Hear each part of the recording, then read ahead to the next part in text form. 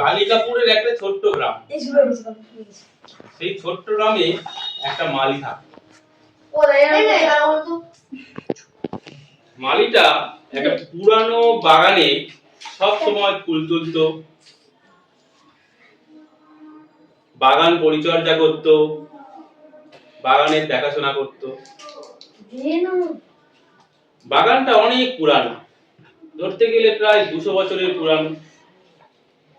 সেই বাগানে প্রায় অনেক মানুষ যাতায়াত করত, কিন্তু কেউ জানতো না যে বাগানটা একটা প্রাচীন রাজা ছিল। সেই রাজা খুব শখের বশে ওই বাগানটা তৈরি করেছিল। বাগানে সূর্যমুখী ফুল, ডালিয়া ফুল, আরো কত রকমের ফুল চাষ হতো, আর সব কিছু দেখাশোনা করতো ওই একটাই মালি। মালিটার বয়স আনুমানিক 70 থেকে 80 বছর হবে, একদম বুড়ো থুরথুরে হয়ে গিয়েছে। কিন্তু প্রতিদিন রীতিমতো যোগব্যায়াম করতো। সকালবেলা উঠতো, বাগানের মধ্যেই যোগব্যায়াম করতো। যখন যোগব্যায়াম করতো, সূর্য নমস্কার করতো, তখন ওই বাগানের পাশে যারা পরিবার তারা দেখতো যে এই বুড়ো বয়সে এত সুন্দর ব্যায়াম করতে পারে কিভাবে। সকলে মিলে আসতো এবং তার ব্যায়ামও দেখতো। রীতিমতো একটা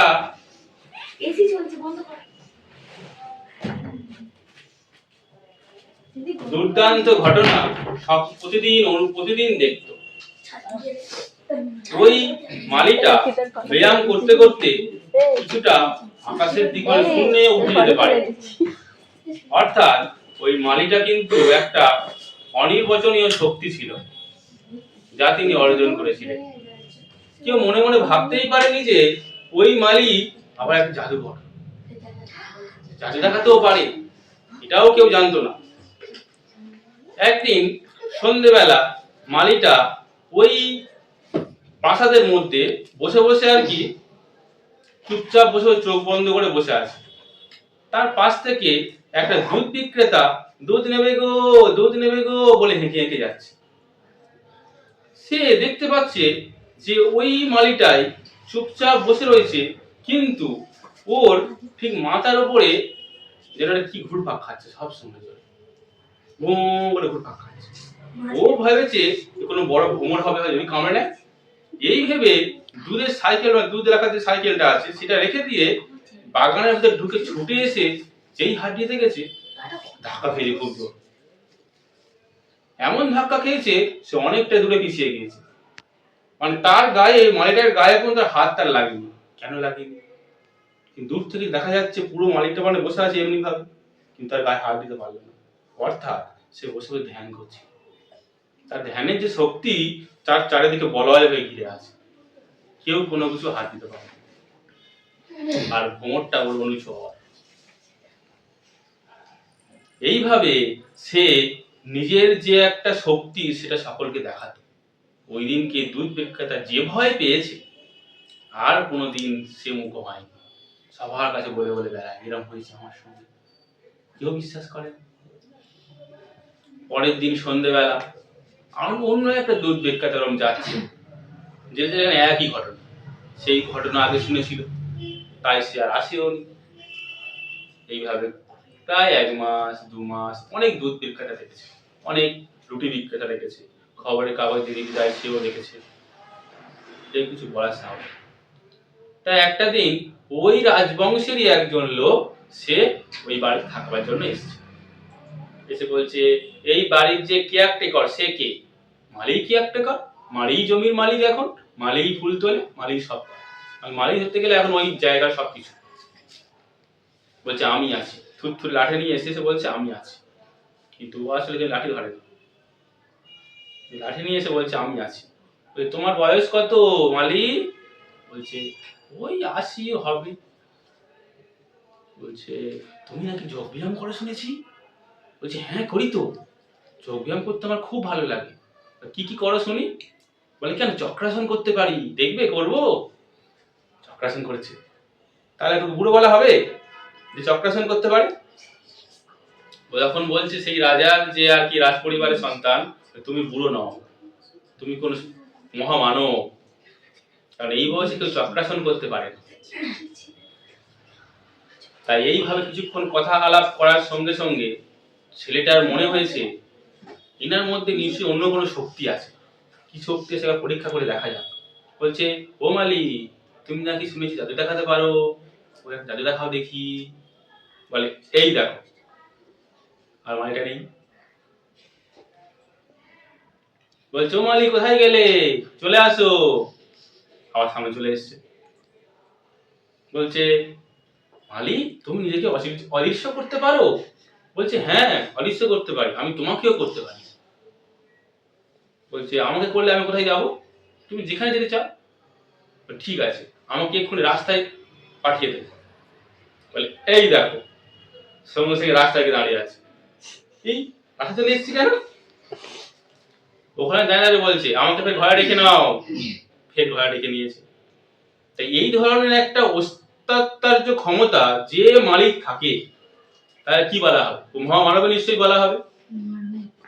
ঠিক আছে মালিক, আমি তোমাকে একটা জাদুঘর হিসাবে প্রমাণ করার জন্য একটা অনুষ্ঠানের আয়োজন করছি। তুমি সেখানে জাদু দেখাবে, তুমি অনেক অর্থের মালিক হবে।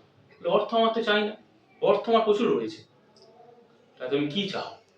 বলছে, আমি সম্মান চাই, আমি লোকের জনপ্রিয়তা চাই। তাই পাবে তুমি।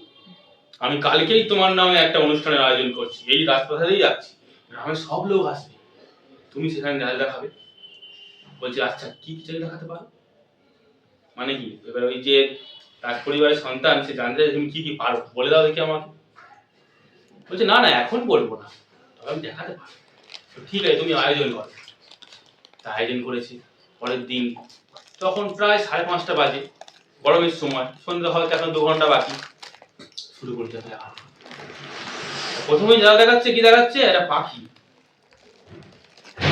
একটা তোতা পাখি হাতে করে নিয়ে পাখিটাকে হাতের মধ্যে দিয়ে হাওয়া করে দিয়েছে। দেখতেই পাচ্ছেন। বলছে, নিয়ে এসো আবার। পুনরায় আবার হাতে নিয়ে চলে। বলছে, একটা কাজ করো তো। জাদুঘরকে বলছে, জাদুঘর একটা কাজ করো, তুমি এই বাড়িটাকে উধাও করতে পারবে?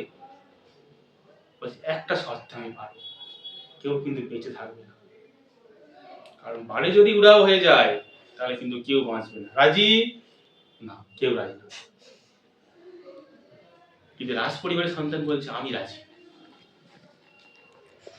তুমি রাজি? তুমি মারা যাবে কিন্তু। বলছে, হ্যাঁ আমি রাজি। বলছে, কেন? বলছে, কারণ ওই যে সন্তান, ও মারা যাবে না, আশীর্বাদ আছে, ও মরবে না। জানতো, কিন্তু এই কথা জাদুঘর তো জানে না। জাদুঘরকে বললো, ঠিক আছে, সমস্ত জাদু খেলা দেখিয়ে নাও, রাত্রিবেলা আমি তোমার এই জাদুটা দেখাবো। বলে পরে জাদু দেখাচ্ছে কি, দেহের বাক্স বড় করে দিয়েছে। ওই দেহের বাক্স কে ঢুকবে? কেউ যায় না, সবাই ভয় পাচ্ছে, কেউ যায় না। আর বাচ্চা ছেলে হাত তুলেছে, জাদুঘর আমি যাব। চলে এসছে। না, এই দেহের বাক্স মধ্যে পা দাও, মোটামুটি বড় ছেলে বাক্স, পা দাও, দেখো জাদু। না, আকাশে ভাসছে। কিছুক্ষণ পরে নেমে আয়, আবার নেমে এলো। এইভাবে যখন সকলকে মুখরিত করে তুলেছে, সেই সময় বৃষ্টি নেমেছে। আচমকা বৃষ্টি নেমেছে।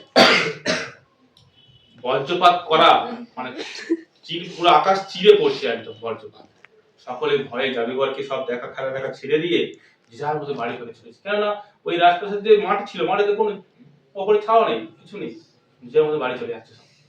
জাদুঘর বলছে, কারোর যাওয়ার দরকার নেই, বৃষ্টি এক্ষুনি থেমে যাবে। এই দেখো, সঙ্গে সঙ্গে বৃষ্টি থেমে গেল। সবাই আবার পুনরায় খেলা দেখছে। শেষ যেটা এইভাবে খেলা একটার পর দেখাতে শেষ খেলা বলছে, আমি শেষ একটা অত্যন্ত তোমাদের যেটা ভালো লাগবে সেমন একটা খেলা দেখাচ্ছি। কি খেলা? ওই তার জন্য একটা বাচ্চা ছেলে চাই, আমি তাকে মৃত্যু দিয়েও জীবিত করতে পারি, আমার সেই শক্তিও আছে। বলো, কে মরতে রাজি আছে? কেউ চাইবে মরতে? কেউ চাইবে? ওই সেই বাচ্চা ছেলেটা বলে, আমি চাই। কারণ সেই বাচ্চাটা কে ছিল? ওই মালিরই ছেলে। বলছে আমি চাই, চলে এসো। চলে আসে, তরোয়াল দিল, গলাকে মারলো, পুরো গলা কেটে চলে গেল। গিয়ে হাসছে, গলার মুখটা হাসছে, দেখো ও কিন্তু মারা গিয়েছে। সমস্ত লোক দেখছে ও হাসছে, তাহলে মারা গিয়েছে? যে হাসে সে মারা যায়? মারা যায় নিশ্চয়ই। বলছে না, তোর মরে হাসছে তো, এক্ষুনি থেমে যাবে হাসা, সঙ্গে সঙ্গে হাসি হয়ে গেছে। দেখতে পাচ্ছ সকলে মেরে মরে গেছে? বলছে না, এখনো মরেনি। তুমি কোমর থেকে কেটে দাও, তাহলে বলছে। মালি বলছে যা বড় বিপদে পড়ে গেল, ওর তো ওই বিদ্যা নেই, কোমর থেকে কেটে দেওয়ার বিদ্যা নেই। তার গ্রামবাসীরা ওরম একটা কথা বলবে, কে জানে? যে বলবে গলা থেকে কেটে আবার কোমর থেকে কেটে দাও, ওরম বলবে কি জানে? এটা মানে হঠাৎ করে হয়ে গিয়েছে। এবার তো মানে ওই জাদুঘর তো এবার কাছুমাছু করছে না, ওটা মরে গিয়েছে, তোমরা বুঝতে পারছো না, মরে গিয়েছে, ধরো মরে গিয়েছে। বলছে গ্রামবাসী বলছে না, একদম মরেনি, আমার বুঝতে পারছো জেলে গেছে, তুমি কোমর থেকে কাটো, তারপরে বলছো। কিছুতেই কাটবে না গেলে, মানে জানে তাহলে আমার ছেলে মারা গেল। এদিকে সম্মানের কথা বলেছে, মানে সম্মান থাকবে না, কি করবে? মানে এদিকে প্রেস্টিজ পাঞ্চার হয়ে যাবে, ওদিকে নিজের সন্তান যাবে, কোনটা গ্রহণ করবে? বলো তো কোনটা গ্রহণ করবে? ও কিন্তু নিজের সম্মানের চিন্তা করলো, নিজের ছেলের কথা চিন্তা করলো না। কারণ জাদুকর মনে মনে করলো, যদি আমার সম্মান একবার চলে যায়, পুরো জগৎ আমাকে অপমান করবে। কিন্তু সন্তান যদি আমার চলে যায়, আমি সন্তান আবার পেতে পারি আমার শক্তির দ্বারা। আমি যজ্ঞ করব, করে আবার সন্তান গ্রহণ করব, কিন্তু সম্মান চলে গেলে কিন্তু আর অর্জন করা যাবে না। তাই সে ওই পথ গ্রহণ করলো, নিজের ছেলেকে কোমর থেকে দুখণ্ড করলো। সমস্ত কামাই দাও, বাঁচবে তো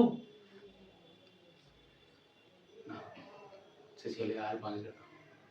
সে মালিক কান্না কি। অনুষ্ঠান শেষ হওয়ার পর আশপাশের মধ্যে ঢুকে গিয়ে, মালিক কি কান্না, আমি আমার ছেলেকে নিজের হাতে মারলাম, আর এই আমার সম্মানের লোভে সারা গ্রামবাসীর সামনে গ্রামবাসীরা আমাকে আমার সন্তানকে মারতে বাধ্য করছে। তাহলে প্রতিশোধ কার দিকে যাবে? গ্রামবাসীর দিকে যাবে। ওই মালি ওই রাত্রিবেলা আত্মহত্যা করবে, এবং একইভাবে ওই তরোয়াল দিয়ে নিজের গলা কাটবে, নিজের কোমর কাটবে। ভাবো, নিজের গলা কাটার পরেও কিন্তু মরেনি সে, ওই তরোয়াল নিজের কোমরও কেটেছে, কেটার পর ওই মালিকের মারা গেল। কিন্তু কথা দিয়েছিল কাকে? রাজপুত্রের কথা দিয়েছিল না, যে তুমি আমাকে এই বাড়িতে উধাও করে দেবে, কথা রাখতে হবে তো। কিন্তু তার আগে তো কাণ্ড ঘটিয়ে ফেলেছে। ওর আত্মা কথা দিয়েছিল, কথা রাখতেই হবে যে কোনো প্রকারে। সেই জন্য ওর আত্মা এসে রাজপুত্রকে বলছে, রাজপুত্র, তোমাকে আমি কথা দিয়েছি, তোমাকে আমি এই বিদ্যা শেখাবো, তুমি কি শিখতে রাজি আছো? বলছে কে কথা বলছে?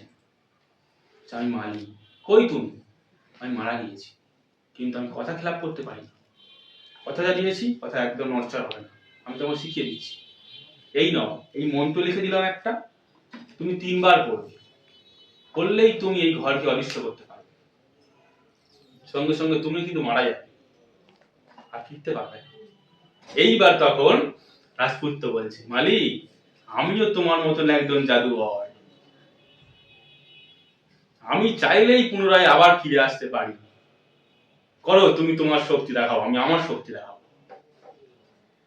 জাদুঘর সঙ্গে চ্যালেঞ্জ করেছে কে? রাজপুত্র। তখন জাদুঘর ওই প্রথমে কি রাজপুত্রকে বাড়ি সহ উধাও করে দিল। আত্মা, ও মারা গেল, এ মারা গেল, দুজনে আত্মা হয়ে গেল। এইবারে রাজপুত্র বলছে, রাজপুত্রের সঙ্গে জাদুঘরে দেখা হলো আত্মা হিসাবে দুটো।